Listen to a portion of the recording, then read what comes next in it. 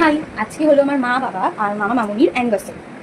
তো আমাকে তো ফার্স্টেই কলেজ যেতে হচ্ছে, কারণ কালকে আমার কলেজে ফিজিক্যাল ভেরিফিকেশন ছিল।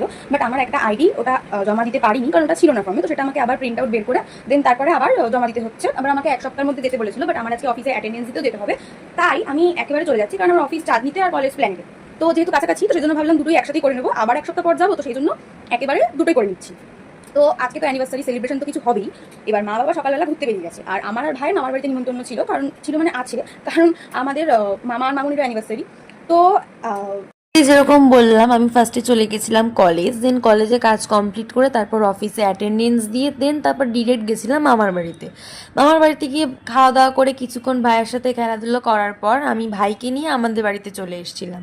আমাদের বাড়িতে আসার পর মা বাবার অ্যানিভার্সারি সেলিব্রেশন হয়ে যাওয়ার পর তারপর গেছিলাম মামার বাড়িতে মামা আর মামুনির জন্য কেক নিয়ে। এইটা আমরা মামা মামুনিকে গিফট করেছিলাম, যেটা থেকে ভাই খুব খুশি হয়ে গেছিলো, নিজেকে দেখে খুব খুশি হয় নিজের ফটো দেখে।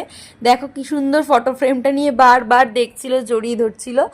তো তারপর মামা মামির ওখানেও সেলিব্রেশন হওয়ার পর মামা মামুনিকে ফোন গিফট করেছিল, দেন সেইটা আমরা দেখে দেন বাড়ি চলে এসেছিলাম। So that's it for today, by.